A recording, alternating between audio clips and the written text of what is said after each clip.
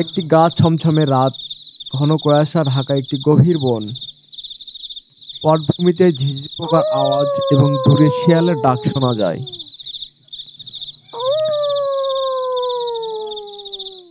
বাচ্চা ছেলে শাকিল ও তার বোন তিথি হারিয়ে যায় বনটির মধ্যে। তিথি, আমাদের বাড়ি কোথায়? এই বনে এত অন্ধকার কেন?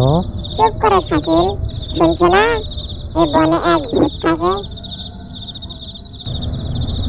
তারা বাড়ির সন্ধানে বনের আরো গভীরে চলে গেল।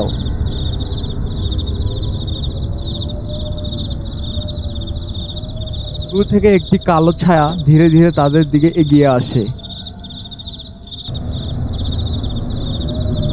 কে কে আপনি? আমাদের ছেড়ে দিন। কে এখানে এত রাতে আমার বনে ঢুকেছে? আমাকে জ্বালাতন করলে কেউ বাঁচবে না। তোমরা এখানে এসেছো, এখন তোমাদের এই বনে চিরদিন থাকতে হবে। শাকিল আর তিথি সেখান থেকে ভয় পেয়ে দৌড় দেয়। ভূত তাদের পিছনে ধাওয়া করে। রাস্তায় লতাগুলো তাদের পা জড়িয়ে যায়। শাকিল, দ্রুত দৌড় দাও, ভূত আসছে।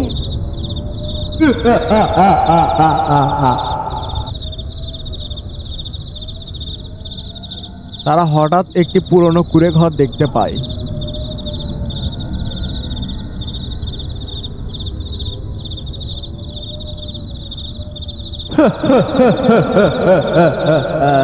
তারা দ্রুত ওই কুঁড়ে ঘরের ভিতরে ঢুকে পড়ে। কুঁড়ে ঘরের ভিতরে ঢুকে তারা দেখতে পায় একটি প্রাচীন মশাল। শাকিল গিয়ে মশালটি তিথির কাছে নিয়ে আসে।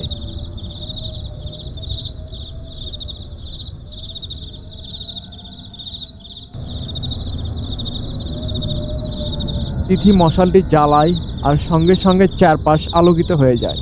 না, এটা হলো না, এটা আমার দুর্বলতা। ভূত ধীরে ধীরে গলে যায় এবং বনের উপর থেকে অভিশাপ সরে যায়। সরে গিয়ে তারা ঘরের পথ খুঁজে পায়।